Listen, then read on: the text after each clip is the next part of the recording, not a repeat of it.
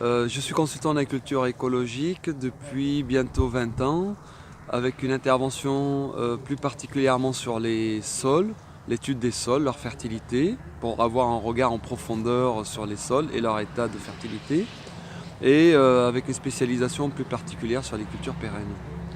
Et dans le cadre de mes activités dans le Grand Sud, France, j'interviens également sur des projets à l'international, dont deux récemment en Tunisie et au Maroc.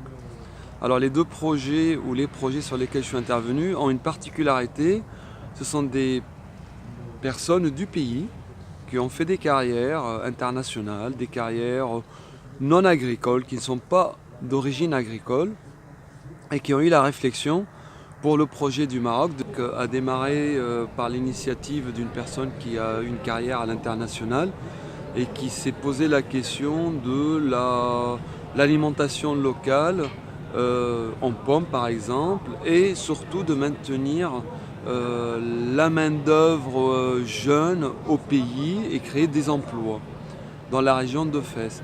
Et comme il y a une ouverture au niveau gouvernemental sur l'acquisition des terres, il a pu avoir 1000 hectares en location à long terme en vue de planter des pommiers, ce qu'il a fait, et de faire une station de conditionnement. Et l'idée, c'est vraiment le marché local. L'export pourrait venir en second terme.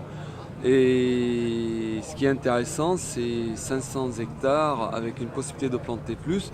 Ça permet d'embaucher beaucoup de monde, qualifié, moins qualifié, et à la station de conditionnement également. Et le projet ne fait que se développer. Donc cette idée-là d'avoir une agriculture locale pour une consommation locale et ne pas être orienté à l'export. Le second projet en Tunisie, pareil, ce sont des familles qui ne vivent pas de l'agriculture principalement, mais qui ont des vergers d'agrumes, avec une démarche d'agriculture intensive, comme ils l'appellent entre guillemets, à l'espagnol, désherbage total, engrais chimiques, traitement. Et il y a eu une sorte de...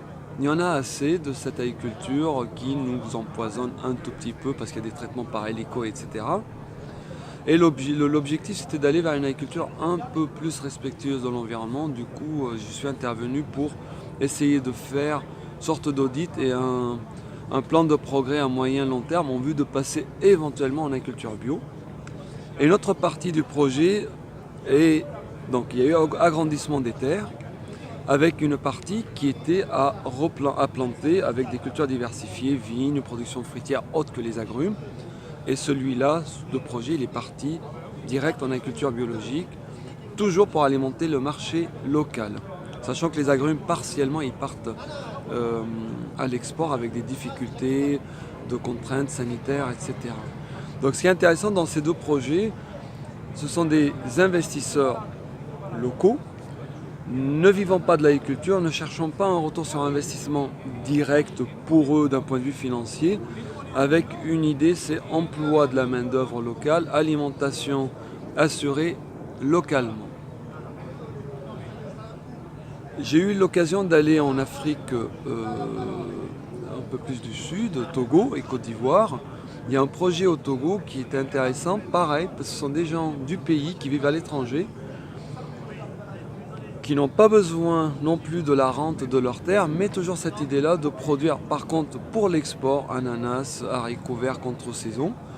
Et le projet a évolué vers un projet un peu plus, je dirais, agroécologique, avec élevage sur la ferme, maintenir les gens qui vivaient sur les terres avec des cultures locales, vivrières. L'élevage, c'est pour le fumier, et diversifier les cultures pour ne pas être dans la monoculture, ananas, haricots. Et le projet, il fait son chemin. Et toujours dans cette idée-là, emploi de la main-d'œuvre locale, alimentation partiellement locale et export.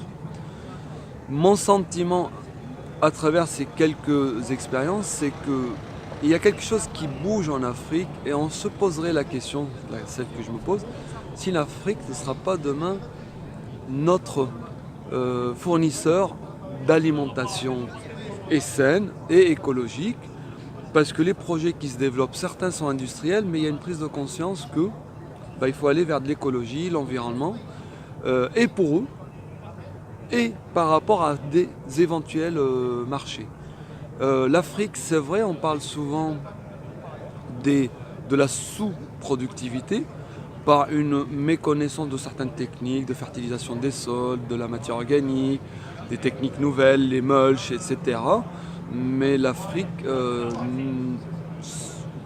ne pourra que progresser et elle va nous épater demain alors que nous, on est en train d'hypothéquer notre foncier en Europe et en France par de l'urbanisation, l'artificialisation. Et il y a des choses qui pointent leur nez là-bas, tout doucement, mais sérieusement. Merci pour votre témoignage.